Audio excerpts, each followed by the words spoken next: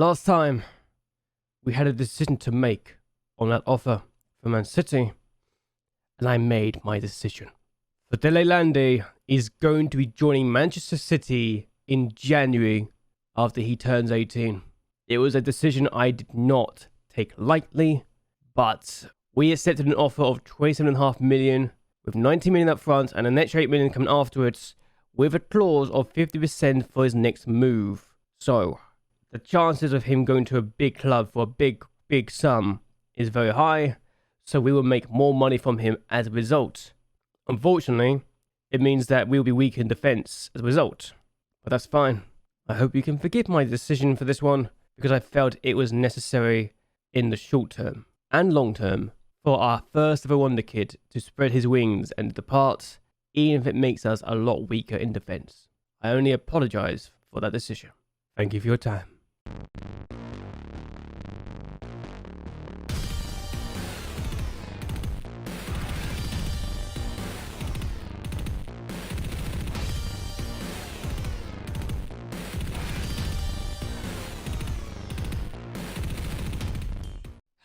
Hello. Welcome everyone to JLABTV. I am JLAB and this is Football Manager 2021, the Youth Academy Challenge with Siena. If you like this kind of videos, be sure to like and share this video and to subscribe to the channel. It really does help me out a lot. Now, I will be honest and say this, I was not really expecting to be forced to make the move as I was, but if anything, it shows how good the player is. And the fact we were able to get Fedele to go for 27.5 million already at the age of 17 makes him one of the most expensive 17-year-olds in history, which is very, very promising to say the least. I do, however, have some more news to discuss, and you can see one of them already. CSKA Sofia, one of the most successful Bulgarian clubs, is now our affiliate team. I couldn't quite believe it myself. So they became our latest team to join us. However, as a result, we were told in the summer that Siena will be leaving us as a affiliate club of ours, which I was a bit heartbroken by, but that's fine. And you're also going to look at this and realize, wait a second. That's the second tier of Bulgarian football. Yeah, CSKA Sofia have been relegated to the second tier of Bulgarian football, as has Ludogorets in recent times. They are now the top tier again, but wowzers, that was not what I was expecting to see early on. So the Bulgarian leagues have been interesting. And yes, CSKA Sofia got relegated the year after they won the title in the top tier. It is a most peculiar situation to be in, but I suppose I shouldn't be too shocked. It does happen from time to time that some of the bigger teams do have their moments of madness, I suppose. It also means that we have one of the biggest clubs in Eastern European football as our feeder team. It also means that I'll be very, very willing to do a save of them in the future if it ever comes to that. Either way, that was something I was not expecting. What more could we say than that, honestly?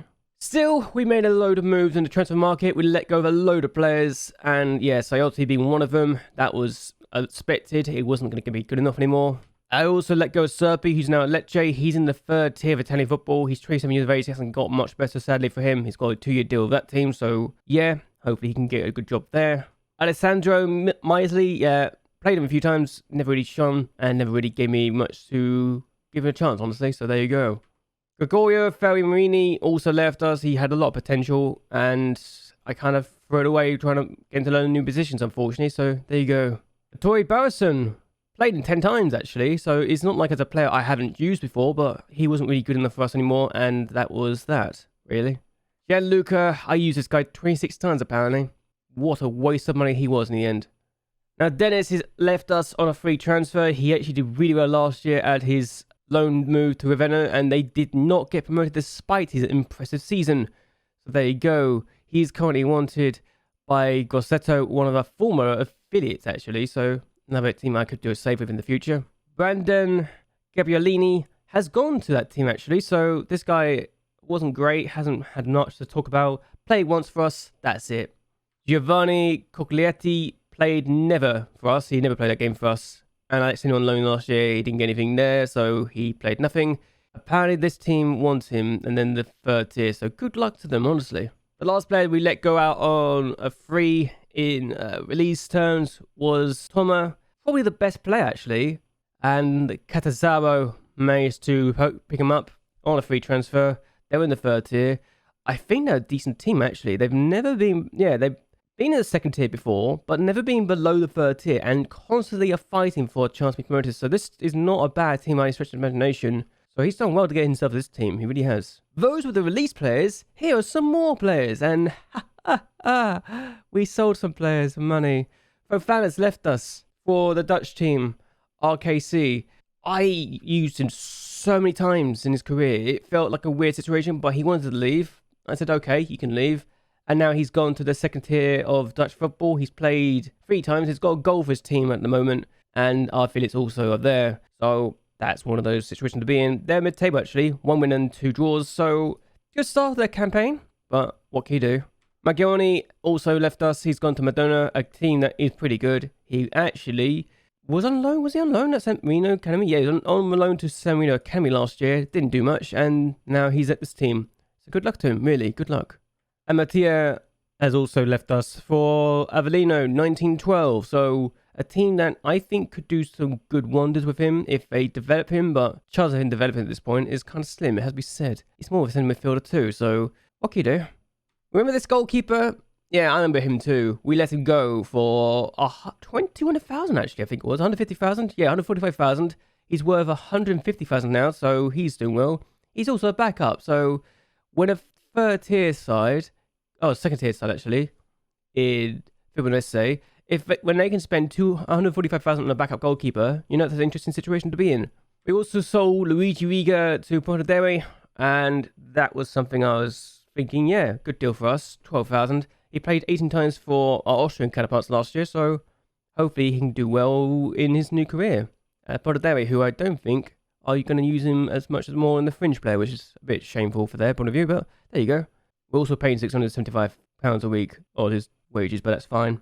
We've also got a lot of players to go out on loan. We've got Junior Ike making his first trend out to loan football. Gallardi's out on loan as well, as is Dioria, Mastasi, Para, Cabras is also out on loan.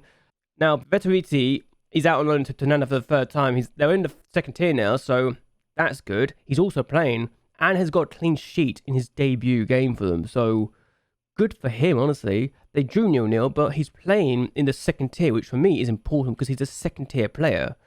So if he can get the game time and develop, we're looking very, very good indeed. We've got Muselli also out on loan to Piacese. That's fine. Luigi Lucchini, we've used him numerous times, 111 times to be exact. He's at Taranto on loan. I don't really see him having a future after this season, so it felt like a good move to make. Fugaz's out on loan as well to Cosenza. Don't see him having a future after this season, so I think maybe we can let him go after this season. But it's annoying. We're listed for transfer. He's played 148 times for us, scored 19 goals, so it's not like he's a bad player. He just isn't really good enough for the team anymore, sadly. Pavel's out on loan. Now, this guy I have a lot of hopes for. I was going to send him out on loan to our Slovenian counterparts before that link was terminated by our board, so sad days for us. But if he can get some game time and Vizpasar, which he has done, and he can continue to progress and do well and not get 6 racing every time, then we're looking good. Hopefully he can develop. We also let Lenzi go out on loan to Alessandria on loan. 135 appearances for us. He's now on loan to them. Again, he's not really good enough for us anymore, and I think I'm going to let him go at the end of the season. He's been paid 5.5 grand a week, so it makes sense to let him go out on loan. And he's not really doing much more than that, sadly for us. He's only a Liga Pro player at most, so it's a sad day. So we lost Dresen to Groningen to become their B team manager, so that's sad, but at the same time, it's not the end of the world. He's actually a pretty good coach, but while we're missing him, we can replace him easily enough. And Leicester did pick up Mario Bayer to be their performance analysis, which I was a bit surprised about because I thought he'll be better as a recruitment analysis, but who am I to complain if they are giving him money and he's been paid 4 grand a week. Oh, and the fact I picked up Alan O'Brien as an under-20s goalkeeper coach for a while. I forgot to mention this before now, so he's around with us now, so he's good. Pretty good at his job. 4.5 stars in coaching ability, so that's nice.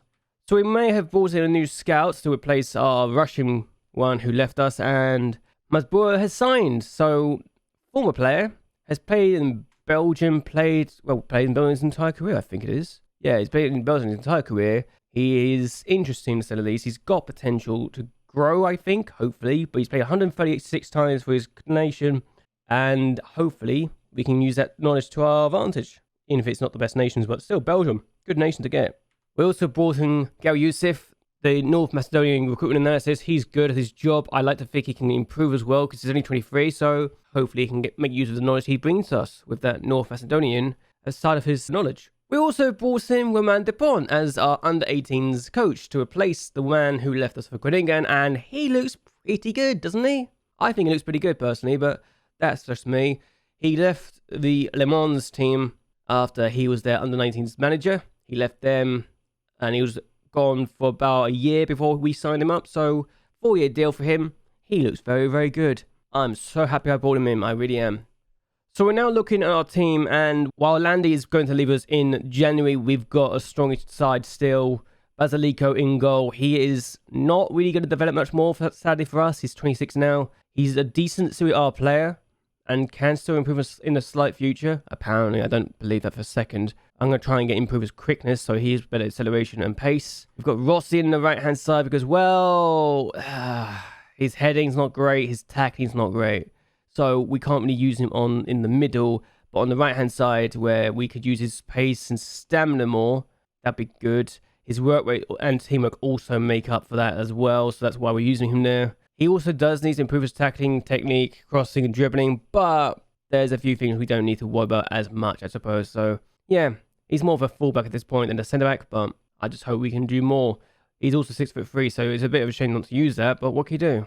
Landy, we know he's leaving. He's now fairly determined. He's going to go to City, and I hope he does a good time there because I really want him to succeed at City and get some game time. I really do. Abilities in the middle. He's not great. He's a good Serie B player at best, so we hope that he will improve steadily.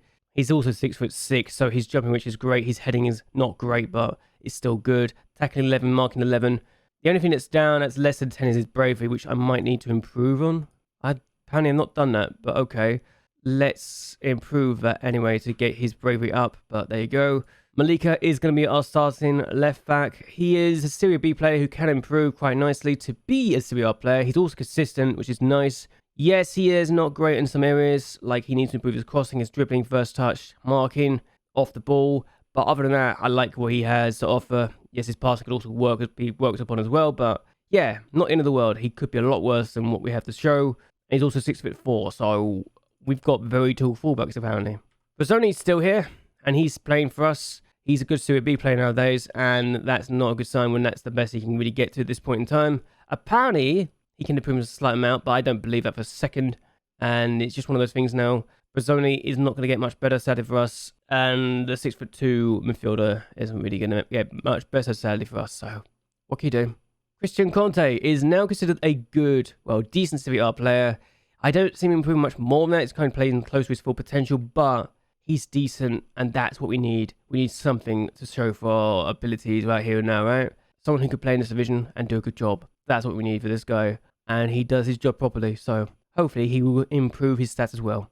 Roberto Bondi is considered a good Serie B player, and we compare him to Mapele, who's also a Serie B player.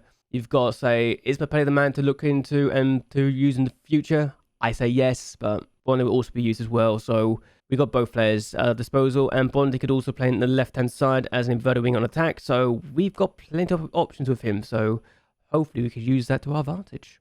I'm actually going to use Picaneri in the middle. I need him to be better. I need to improve his strength, his jumping reach as well, hopefully. He's doing well in training, but I think playing an advanced playmaker in the centre could be the call.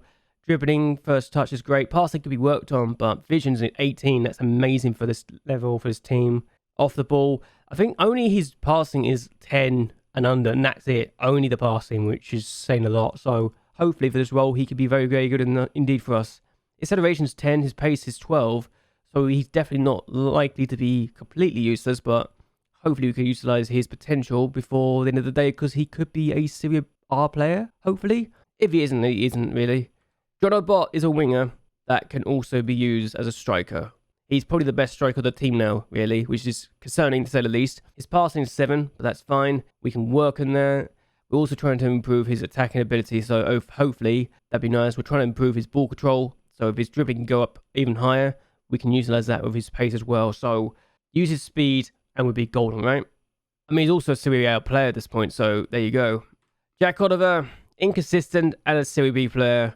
I'd have to say maybe now is the time to drop him. and to use Jonabot in that position instead. But we've also got the likes of Carlo Musso, who, while isn't amazing and is only a Liga Pro player, could be very much potentially growing in the future too, and is developing nicely. He's got pace, his anticipation could be worked on, as could his passing, his finishing, his first touch and off the ball, and he could do a lot for us still. Very much a player that we could use, and honestly, Carlo Musso is one for the future, I think. And we've got the likes of Isaac Hassan, who will be on the bench this season after 2 loan spells out. Hopefully he can be used to his full effect. He's not amazing, yes I know, but I'm going to use him anyway because I kind of need to use him at this point. And while it's crossing, dribbling, first touch, marking, passing, off the ball, positioning could be worked on, we're going to try and make sure he is developing perfectly for our course. Francisco Dai, good midfielder, could be really good in the future. He is currently a Liga Pro player right now, but developing, could be a Serie A player, so we need to make sure he's developing, and his consistency is still good, which is perfect for us. We've also got this guy, Viantini, on the bench. He is not great, but he can be worked on. He is very much a consistent player who has a lot of potential and could be playing on all 3 roles in the front, which is useful for our cause. Hopefully, we can utilize him to our full potential. Either way, though, this is the Serie A table right now, and we are predicted to be in 18th place, and the board want us to avoid relegation. It's the first time I've really done that for a clause, for a condition. Hopefully, we can do that, but if we can't, we can't, and I get sacked. So, if I get sacked, the series ends, so there you go. Oh, God. But yeah, Juventus have lost their first game of the season to Bologna. Napoli have beaten Sampdoria, so hopefully we can keep this up and do something damage here. And looks like, also Drew against Salernitana. We have AC Milan first and foremost team that is currently expected to be in 4th place in the table. Our sponsorship income is actually now 16th place, so we're definitely getting better than that. And hopefully we can do well and get at least a point against AC Milan, one of the most difficult teams in the division. They want to play Barbini ahead of Rossi. I'm not going to do it because Rossi is younger and needs the game time to develop. So what can we do for this? Who knows? What we do know is this could be a difficult game to deal with. Also, Fantozzi wants to leave. I'm trying to get rid of him, and I'm trying to get rid of him quickly, so hopefully that will be done.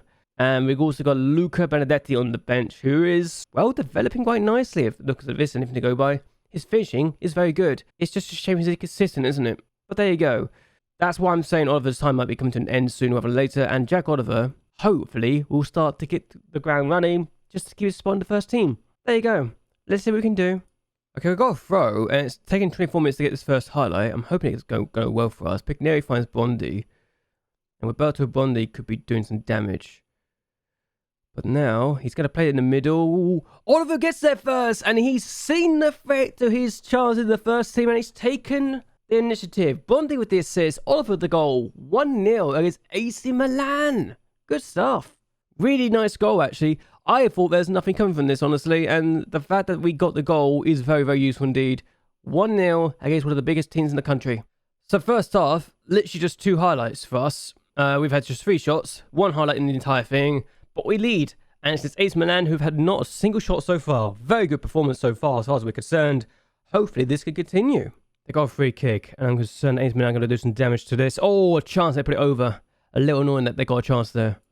We're still going balanced, and they are still going for the chances, and we get the ball back. Pigneri had the ball, lost it again, but Alberti got the ball away. Here's Melpele, a chance to get a counter-attack going potentially. He's lost that, but Di Tomosa on the ball now. Pigneri, here we go, Melpele again. He plays the ball forward if he finds the run. He's going to find the run for Oliver. And Oliver, a chance to make it 2. He's offside anyway. Much to my shock, and I can't believe I'm saying this, we have beaten AC Milan in the league. 1-0 in our first league game of the season, and it's against one of the biggest teams in the world. We gave some debuts today, but my God, if we deserve this victory. We had more shots than they did. They had some shots towards the end, but we defended really well in this game, and I'm very happy with the result. 1-0 win against AC Milan. Can't quite believe I'm saying that, but there you go. Perfect start to the season, a clean sheet too, and Viatini I gave a debut to, and hopefully that is the first of many games he'll play for us. But either way, 1-0 against AC Milan. Can't believe it. I'm saving this now just so I don't lose this progress. But oh boy, that is a performance to remember in a lifetime, eh? Wasn't the most exciting game in the world, I acknowledge, but I am very happy indeed with that game. What we're going to do though is end this here. I hope you guys have actually enjoyed yourselves. Hope you guys like and share this video, and that you also subscribe to the channel. It really does help me a lot. Oh, also one more thing. We don't go into Coppa Italia until the first round, where we face AC Milan and Livorno. Finishing the top 8 was what we needed to avoid going through the qualifying rounds, which was very, very useful indeed. But either way, and until next time, bye and well, good night.